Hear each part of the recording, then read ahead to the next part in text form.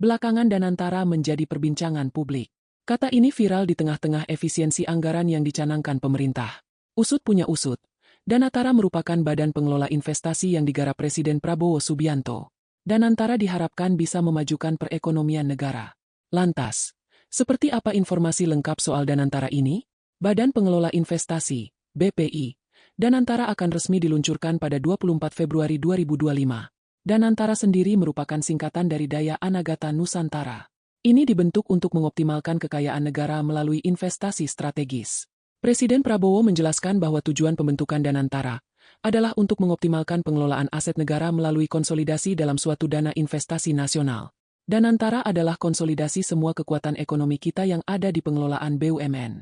Itu nanti akan dikelola dan kita beri nama Danantara, ujar Prabowo, dalam konferensi pers di Istana Merdeka, Jakarta, Senin, 17 Februari 2025, sebagaimana dilansir siaran YouTube Kompas TV. Nama Danantara sendiri memiliki makna filosofis. Presiden Prabowo menjelaskan bahwa daya berarti energi atau kekuatan. Anagata berarti masa depan. Nusantara berarti tanah air Indonesia.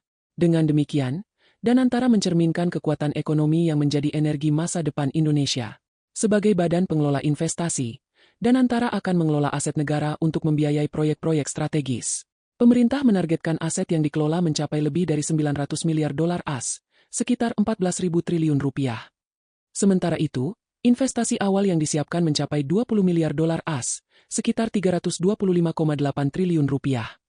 Dikutip dari Indonesia Go ID, model pengelolaan Danantara adalah mengacu pada konsep Temasek Holdings Limited milik Singapura dan berperan serupa dengan Indonesia Investment Authority, INA. Namun, cakupan Danantara lebih luas karena tidak hanya mengelola aset tertentu, tetapi juga mengonsolidasikan aset-aset pemerintah yang tersebar di berbagai kementerian agar lebih terintegrasi dan efisien. Prabowo menegaskan bahwa dana yang dikelola Danantara akan digunakan untuk membiayai proyek-proyek berkelanjutan di berbagai sektor strategis, seperti energi terbarukan, pengembangan industri manufaktur, hilirisasi sumber daya alam, hingga ketahanan pangan. Diharapkan, seluruh proyek ini dapat berkontribusi terhadap pertumbuhan ekonomi nasional hingga 8% per tahun. Semua proyek ini akan berkontribusi untuk mencapai target pertumbuhan ekonomi kami sebesar 8%, tutur Prabowo. Pada saat yang sama, kami tetap teguh pada komitmen kami untuk memberantas korupsi, tambah-tambah kepala negara. Pembentukan Danantara didasarkan pada perubahan ketiga atas Undang-Undang Nomor 19 Tahun 2003 tentang BUMN. Revisi undang-undang ini disahkan dalam rapat paripurna DPR pada 4 Februari 2025, yang mengatur tugas serta fungsi Danantara sebagai badan pengelola investasi.